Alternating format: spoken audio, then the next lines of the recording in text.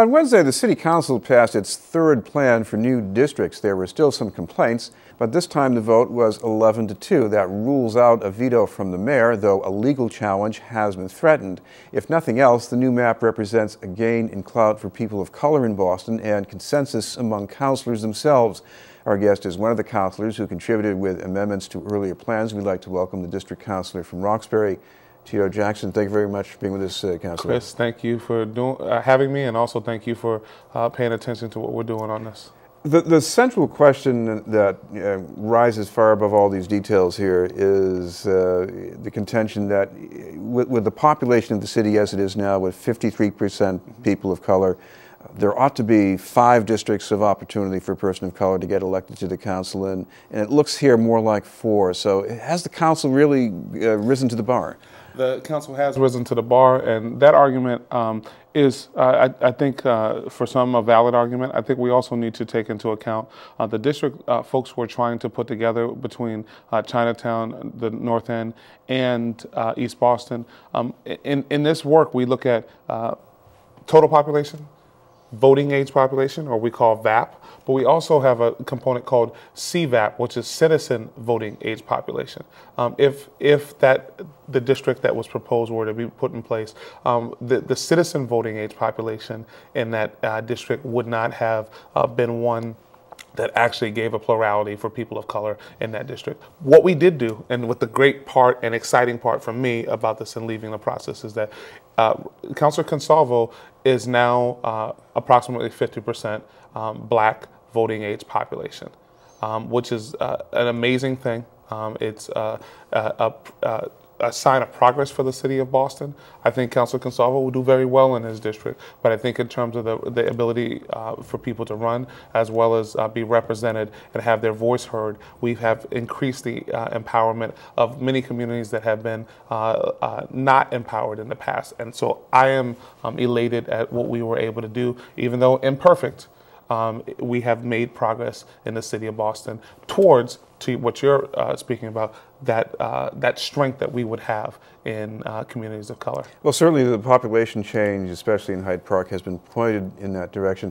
A little more difficult to figure out is where that other new, most likely new district with a councilor of color is going to be located. Is this going to be Council District 2, maybe? I can't see into the future. I know that we left District 2 fair. We left it a district, and there was some contention around a specific precinct, the precinct of 4-3, which is currently part of the South End. No, South End. And the objective there for me was it's not currently in my district, and there was a move to move that into my district. It wasn't based on population. There was no reason to do that. So I pushed back, and I pushed back hard, and I think the other councils agreed that we want to leave the district 2 intact as much as possible, and we will see what will happen in the next elections. We're not drawing seats for me.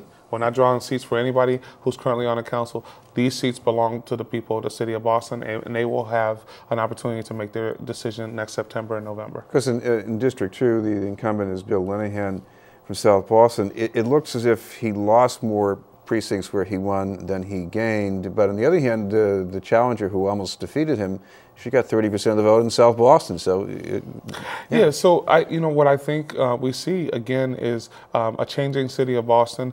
We also know that it's not only places where there's a majority of people of color that you see people broadly, white, black, Latino and Asian, voting for people who they simply believe in and are aligned with. We saw this in this last round of elections. Ayanna Pressley was #1.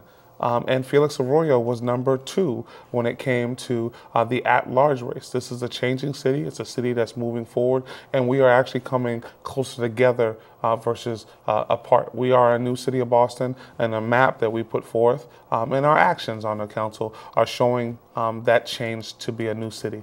Sometimes not pretty, but when it comes down to it, one that is growing nonetheless. This is not the first map that split neighborhoods in some way. We heard a lot about Mattapan. Charles Yancey and some residents of Mattapan made a very strong case that they wanted to just basically be in the same district and exercise their clout together, but it didn't work out. It didn't work out, and we know that Mattapan was not the only district that was neighborhood that was split. Dorchester was split. Fenway is Rosendale split. too, I think. Rosendale split. South End still split. And I'll just be honest. Your city council district doesn't make up your neighborhood. These communities and neighborhoods are tight-knit communities and neighborhoods, irregardless, I think, oftentimes of the council lines. But what we have found now is that Councilor Yancey's current district, District 4, was 94% people of color, and it was 80%, it was over 80% black.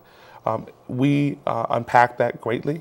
And we unpack that into Rob Consalvo's District 5, and we empower the folks there. This is an imperfect process, but in terms of what the numbers look like and what the map looks like, we have created an opportunity district for people for the next 10 years, which is an amazing, amazing piece. And we had a resounding victory with an 11-2 vote, and I'm very happy and proud. I want to thank Councilor Felix Arroyo, Councilor Ayanna Presley, Councilor Matt O'Malley, who actually did a lot of, he was part of all of these maps, and Councilor Ross, and all of the other councilors who are on the council, and including Councilor Yancey for his years of service, but also for the sacrifice that he made this time for the greater good of the city of Boston. And I think Baker was also pretty flexible with some of these things too. Councilor Baker was definitely in the mix, and I don't mean to forget him. I actually, the other day I said, can I be frank? And I used that, and he happened to be sitting next to me, so